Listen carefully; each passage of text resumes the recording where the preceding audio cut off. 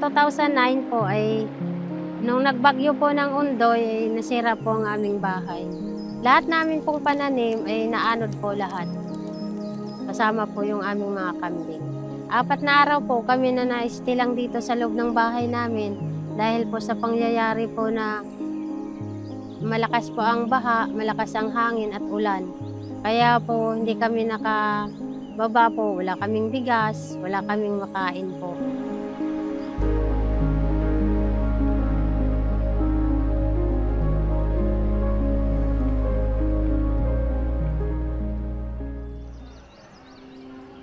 "58-year-old Margelita Sison lives in San Rafael village in the Rizal province of the Philippines. The Philippines faces an average of 20 typhoons every year.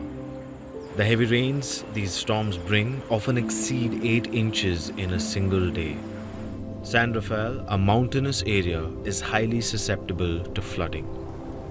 Ang aking kasama po dito sa bahay po namin ay aking mister at ang aking anak na isang bunso at ang aking pamangkin po.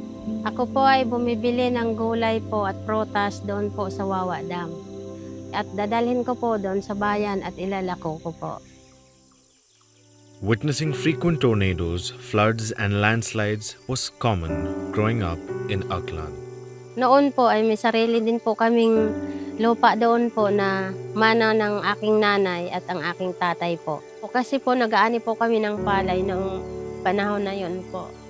Pinaunan niya po kami na lumikas muna kami sa taas kasi ang dilim.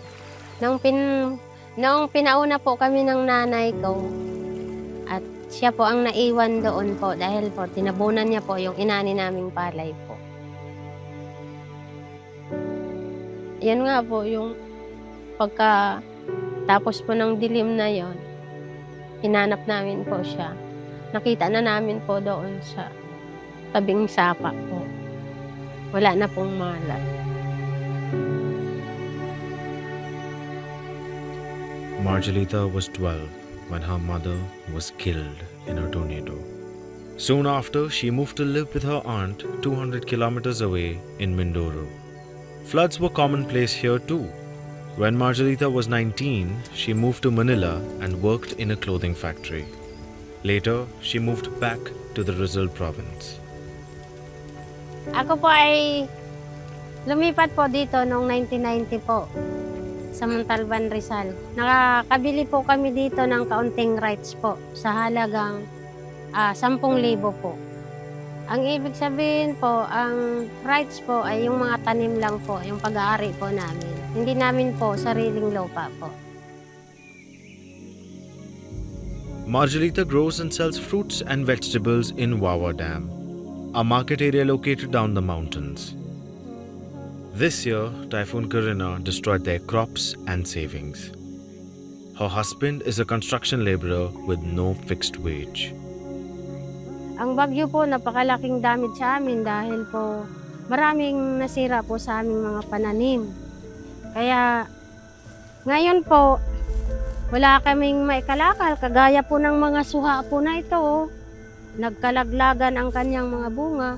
Sa halip na pangbinta namin pang December para magkaroon kami ng pera, nakaipon po ako nung nakaraang buwan po ay 3,000 po nung hindi pa nadaanan yung aking mga pananim. Pangpuhunan ko po yun. Pambili po ng mga gulay, galing po ng Balintawak. Sa 3,000, binili ko ng bigas. Pati itong niyog, nung nagbagyo po ay nagkalaglagan din po sila. Ipangbabayad ko po itong aking niyog na kinuha po at ibababa po namin sa Wawa po. At pangbayad po namin sa utang na kinuha po namin ng 6,000 po.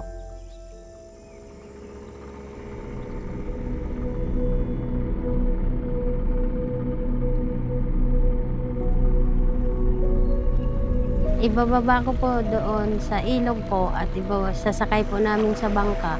Pagkatapos po, ibaba uli din po doon sa bangka at papasanin po uli ng tao po.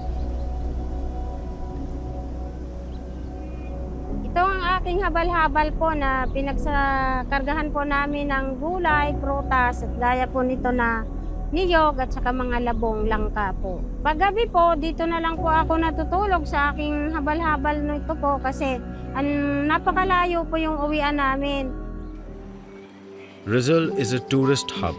Margelita, like many others, has built a hut to earn some extra money.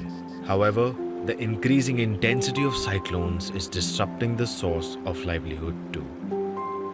Dito po sa Sitio Inigan po. Ito po dati yung mga kubo ko po. Bali po, lamisa ko dito. Bali po, 7 lamisa ko po dito. Tapos po, ayun, nung nagbagyo po, hanggang doon po ang tubig. Abot po. Tapos inanod po lahat yung aking mga cottage. Tapos nag-landslide po dito sa taas ko po. Tapos wala na po akong kubo. Ang hirap po gumawa po ng kubo. Kumikita po ako ng 500 po, ma'am, sa 2 araw. Kasi ang cottage ko po, ma'am, bawat isang cottage ko po ay 200 po.